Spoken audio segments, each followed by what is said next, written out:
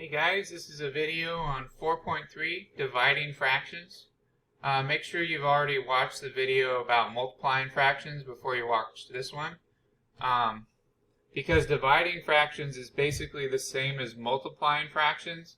It's just you have an extra step at the beginning where you flip over the second fraction. Okay? So, to divide fractions, to divide two fractions,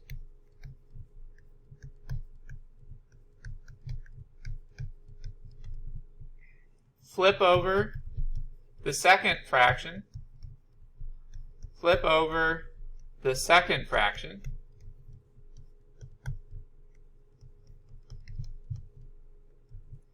and multiply straight across. Multiply straight across.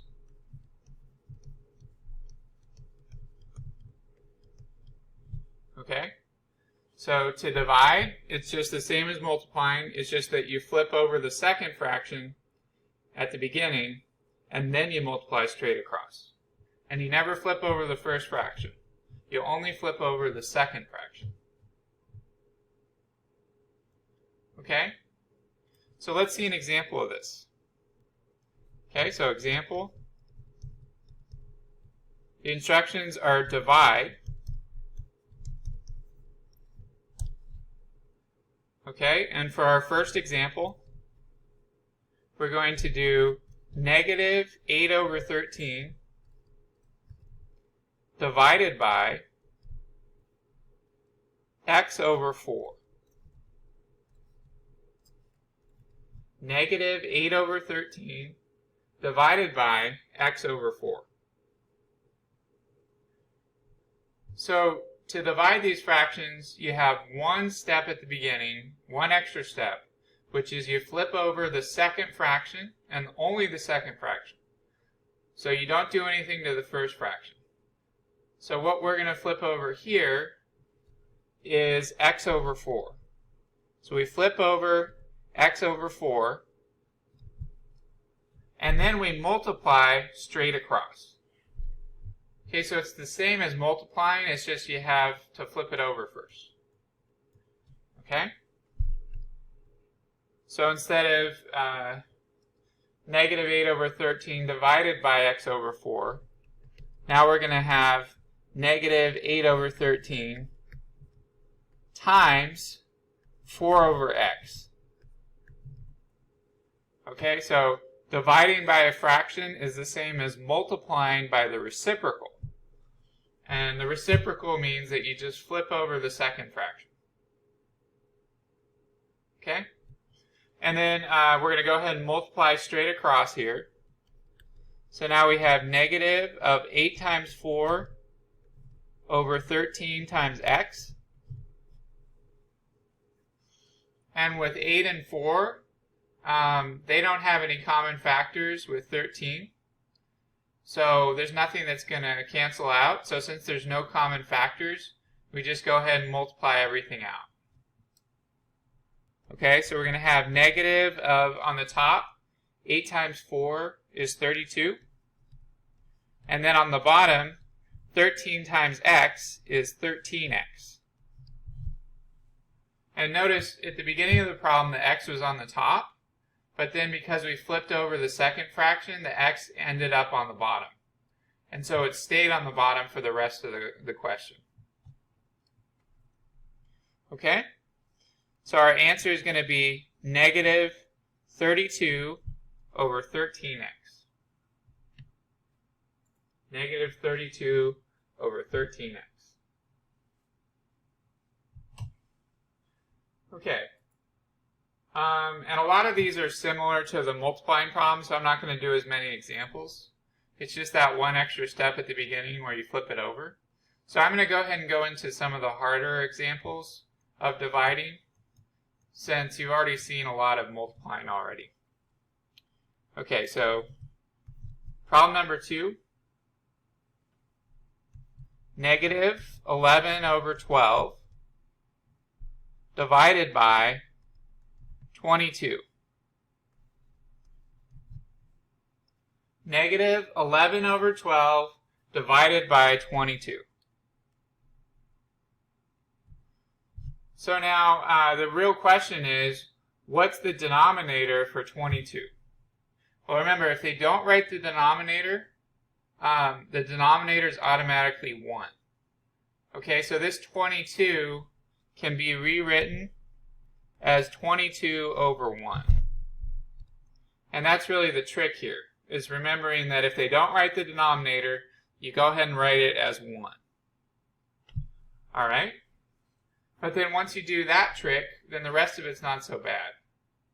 So because we're dividing, we need to flip over the second fraction and multiply. So if we flip over this second fraction, that's going to give us 1 over 22. Okay, so we're going to have negative 11 over 12 times 1 over 22. Okay? And then to simplify this, remember that when you're multiplying, you multiply straight across. So multiplying straight across here, we're going to have negative of 11 times 1 on the top, and then on the bottom, we have 12 times 22. Okay, 12 times 22. And then we look for any common factors. So we notice that there's an 11 on the top and a 22 on the bottom. So we can divide the top and the bottom by 11, because 11 goes into both 11 and 22. So I'm going to go ahead and divide the top and the bottom by 11. All right? And that's going to give us, on the top we're going to have negative of 1 times 1. And then on the bottom we have 12 times, well, 22 divided by 11 is going to give us 2. So on the bottom we have 12 times 2. Okay, so you should have negative of 1 times 1 on the top over 12 times 2 on the bottom. And now we can see there are no common factors, so we just go ahead and multiply it out. So we get negative of 1 over 12 times 2 is 24. So our answer is negative 1 over 24.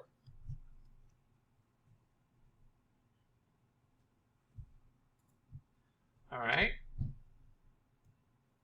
Cool, so that's example number 2. And then for example number 3, we're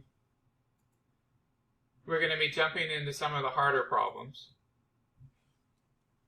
So example number 3 is 1 over 8x divided by 7 over x squared. Okay? 1 over 8x divided by 7 over x squared. So once again, your first step when you're dividing is to flip over the second fraction and then multiply straight across. So here, we're going to flip over the 7 over x squared, and then we're going to go ahead and multiply. So this is going to give us 1 over 8x for the first fraction, and then for the second fraction, when we flip that over, we're going to have times x squared on the top and times 7 on the bottom. Okay, so multiplying straight across and flipping over the second fraction. And then the only common factors here are the x's.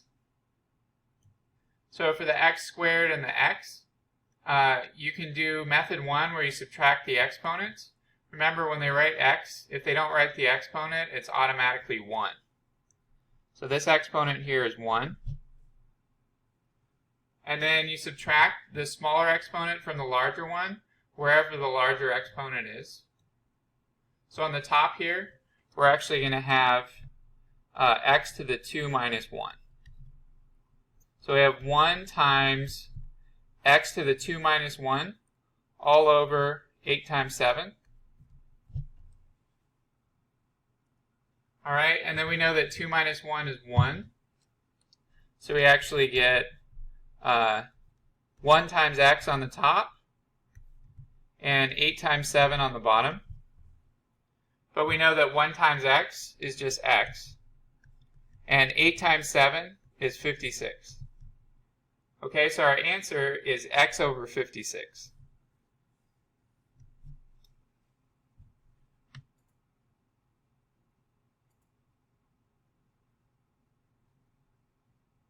Okay? All right, and I just wanted to do one more example of dividing. So example number 4. Example number 4.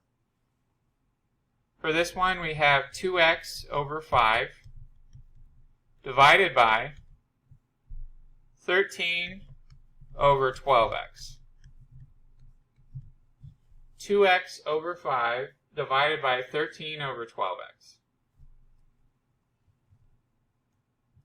Okay, so what's the first step? When you're dividing, you flip over the second fraction and then you multiply straight across. So here we're going to be flipping over the 13 over 12x. Okay, and then we're going to multiply straight across. So now we're going to have 2x over 5 for the first fraction, and then for the second fraction we're going to have 12x on the top and 13 on the bottom.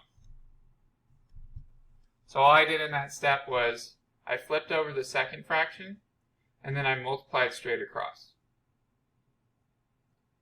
All right, and then there aren't really any common factors here because no number goes into both 2 and 5 or 2 and 13, and no number goes into both 12 and 5 or 12 and 13.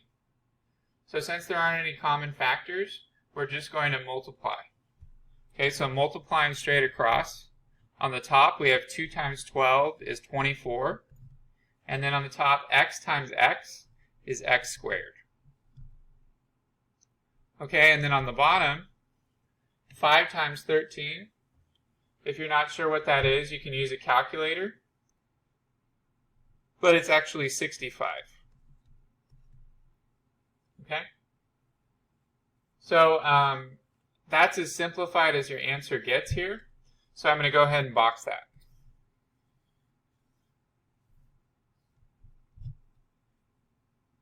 All right? And for your homework, it doesn't really get too much harder than this. The only thing that gets harder than this is they have some bigger numbers. So I guess we'll have one more example. So example number 5. Example number 5 has some big numbers, but it's kind of the same idea as the other problems. So for this one, we have 81 over 125y divided by 27 over 40y. Okay, 81 divided by 125y, so 81 over 125y divided by 27 over 40y. Okay. So again, we do have some big numbers here, which makes it a little bit harder, but the process is still going to be the same.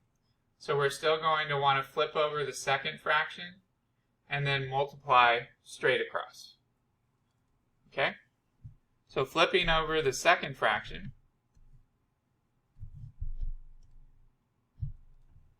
and then multiplying straight across, we're going to have 81 times 40y on the top, and then on the bottom, we're going to have 125y times 27. So all we did there was we flipped over the second fraction, and then we multiplied straight across. Now here you want to look for common factors. And one way you can do that is by thinking of your times tables. So for 27 and 81, those are both divisible by 9.